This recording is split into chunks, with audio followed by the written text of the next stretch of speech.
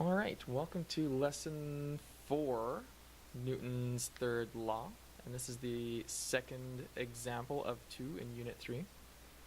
And here we're going to be looking at how a series of individual objects that are all pushing against each other, how the interfaces between them are going to be interacting. Now what I mean by that is, well, I'm going to lead by saying that this is a little bit of a weird style of a question. Okay? So these boxes, I want to introduce them as maybe train cars. And rather than having a train engine that is going to pull these train cars along, there's going to be an engine at the back pushing them down the track.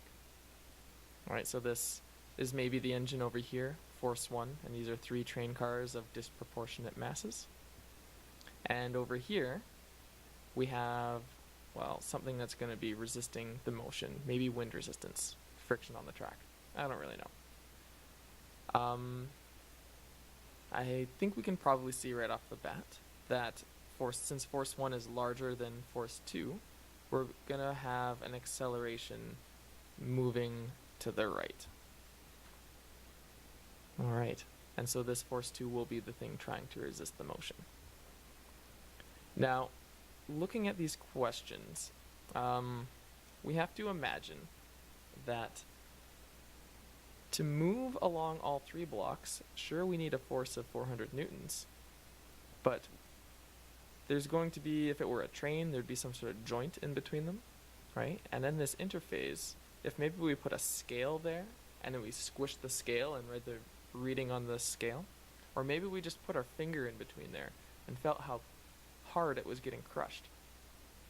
A pushing on B, well, when A pushes on B, B is going to push back on A. That's Newton's third law. But the thing here is, when A pushes on B, it's not just pushing B, A has to push both B and C down the track. So A is going to have to push quite hard on B to get these things to move.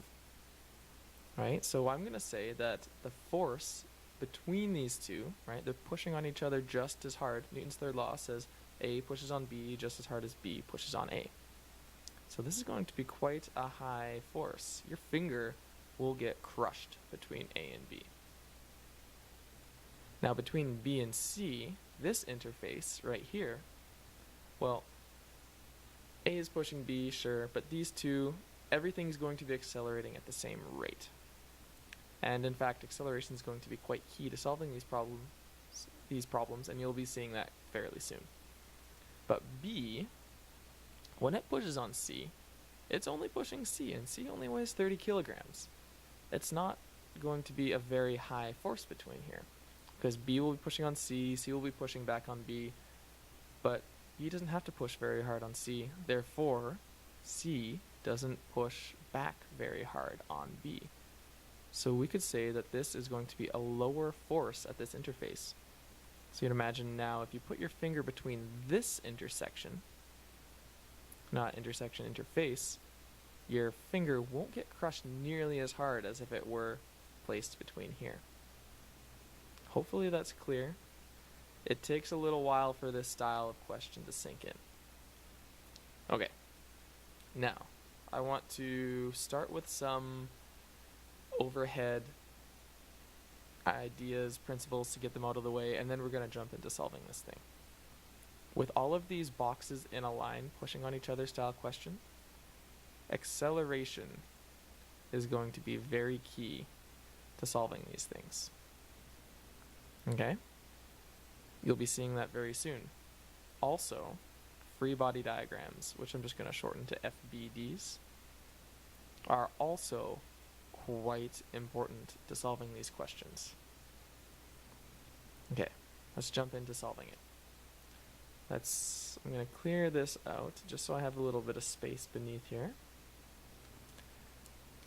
And pick a color and we'll go. So let's start with red. There's kind of 2 phases to solving these questions, and some questions are going to make you solve this in reverse.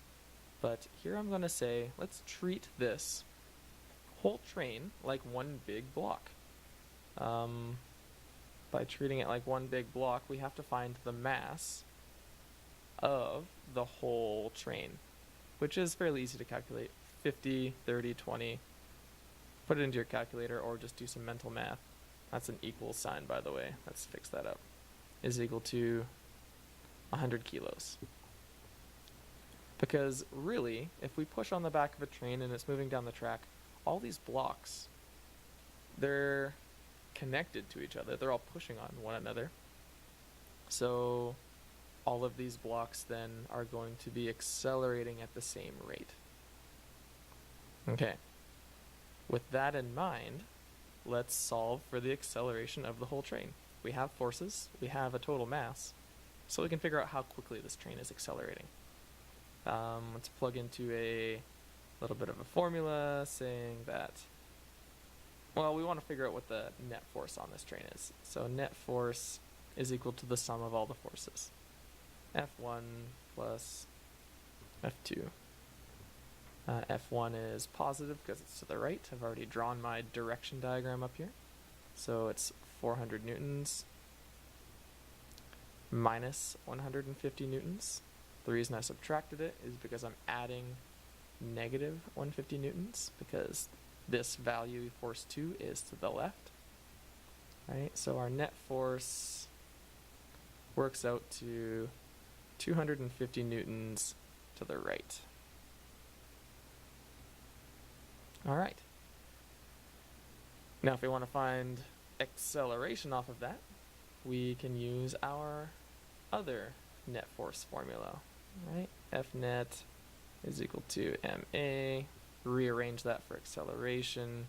Acceleration is equal to F net over mass. Plug our numbers in there. We just solved for our net force on the whole train. We have the mass of the whole train, so let's solve for the acceleration of the whole train. Acceleration is equal to 250 newtons over 100 kilos. So our acceleration for the whole train is 2.5 meters per second squared to the right. Alright, that's a super useful value. You have no idea how useful that value is yet. I mentioned up here acceleration's key. Okay, and you may be thinking, well, sure it is, but I still don't see why yet. That's because we haven't drawn a free body diagram yet. Let's do that. So, how do I want to explain this? Well, we are looking for the force of B on A. Well, A already has a force pushing to the right. We know the mass of A. We know that A is part of this train that's accelerating at 2.5 meters per second squared. Therefore, just A as well is accelerating at 2.5 meters per second squared. In fact, all three blocks have the same acceleration. So I'm going to sketch on my free body diagram of A because we're looking for the force on A. Alright, and I'll label this A, say that it weighs 20 kilograms, and maybe I'll draw my forces on here again. So this is a force of 400 newtons. I can say that's force 1. Well, what else do we have here? We have what we're solving for, right? Force of B on A. So this is coming this way. Call that force B on A. Because just as A is pushing on B, B pushes back just as hard. And we also have one extra piece of information here. We know that acceleration, that's not a bad freehand arrow. Acceleration is equal to 2.5 meters per second to the right, meters per second squared. All right. Maybe now you can see how to finish it. I'm not sure.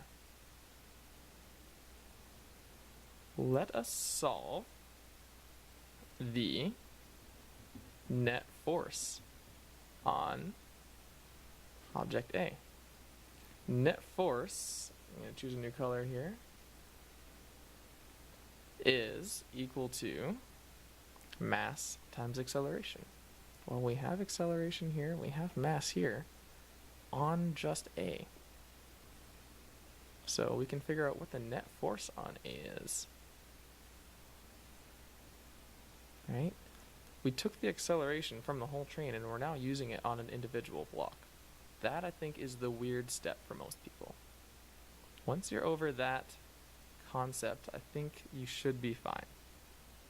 Okay. F net is equal to mass times acceleration. F net is equal to 20 kilos times 2.5 meters per second squared. So our net force on this object works out to 50 newtons. Okay, super useful value. Because now we know net force, and there's two forces acting on this. There's the force that's pushing externally, and then there's the force internally that's pushing back on A. Well, there's only one unknown. This is our only unknown. If we plug it into our F net formula, which says that the force net is equal to the sum of all the forces, so force 1 plus force of B on A, we just solved for that. We are given that at the beginning of the question. This is all we have left to solve. So let's solve it and we're done. Okay, so let's plug in some values. 50 newtons is equal to force 1, which is 400 newtons to the right, so another positive value, plus FB on A. And if we rearrange this, we can say that FB on A is equal to, that flips over there, turns into negative 350 newtons. Or we can rewrite that and say FB on A is equal to 350 newtons to the left. And I'm going to put a box around that, and then maybe I'll try to explain a little bit what's going on here. So, the interface here, A, in order to push both blocks B and C along with an acceleration of 2.5 meters per second squared, has to push blocks B and C with a force of 350 newtons. Okay? But as A pushes on B and C, B, well, both B and C, but really just at the interface here, so it's B, pushes back on A just as hard as A is pushing on B. That's Newton's third law. So it's being pushed backwards with a force of 350 newtons. I would predict that, oops, that's not an arrow, that this interface here between B and C would have a much lower force than that between A and B. Hopefully that's clear, and give these problems a little bit of practice. Good luck.